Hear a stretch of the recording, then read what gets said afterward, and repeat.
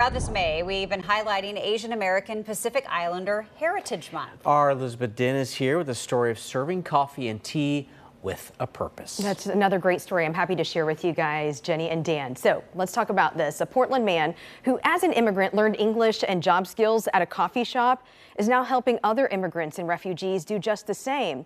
When we first met him a year and a half ago, the plans for the coffee shop nonprofit were just in motion. Now, Jubilee Hall is finally open. From renderings to a reality. Coffee related books and then also refugee related books, so written by different refugees. Actually, this one is written by Hussein. He used to live in Portland. He just moved to Arizona, so it was one of our friends. It took years to get to this point, and Sam Khaute still can't believe it. I don't know, it feels surreal.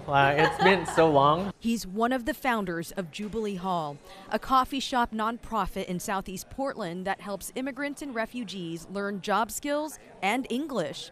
In 2021, we met him up at one of his coffee and chai pop-up events, this one at a church parking lot, as he raised money and got the word out. Then, finally, March of this year, the grand opening inside the Blackburn Center that Central City Concern oversees. The reason why we have it like this is more like it's going to be a training space, right? For example, our goal is the training, for example, is working back there, and then they will have a mentor or a volunteer from the community helping out if there's any language barrier. Right. So we want to do hands-off, but also not too hands-off. Sam knows how this kind of training can be life-changing. My first job was in a coffee shop. Until that point, I couldn't find a job. At the time, the immigrant from India was eager to get work, but it being a role he dreaded. The job that I wanted to do was to work in a back room with a headphone, not having to talk to anybody, and that was what I wanted to do.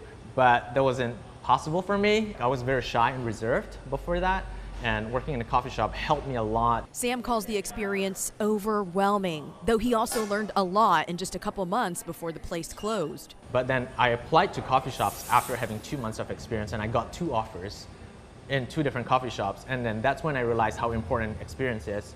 So that is what we're trying to replicate here.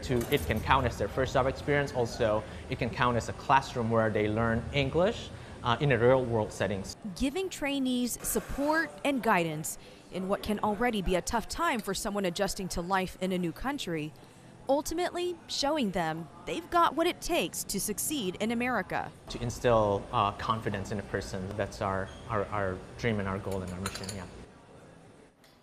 Well, they've got lots of volunteers helping out already, which is great. And now, though, they could use help in the form of donations to help run their job and English training program. Sam tells me they would also love to find someone who can help them with grant writing efforts. Again, Jenny and Dan, that's because they really hope to raise more money to keep their efforts moving forward. They are, again, a brand new nonprofit. Hard to imagine him being shy, wanting to be in the Right? back of. Right. He's got so much energy. Yeah. And his enthusiasm. He wants to spread it, you can tell. Absolutely. All from just forcibly having to work at the front of that coffee shop. He has grown, and that's exactly what he wants to do to other people, is to help them find that confidence, learn that English. And we know classroom settings are great, but when you learn hands-on and with the real customers. And the association with So the thing much you're more. talking about. Right. Yeah. And coffee art, too. That was impressive. That's the next that's step. dragging. We've seen coffee competitions, right? We just had the recent national one here in Portland.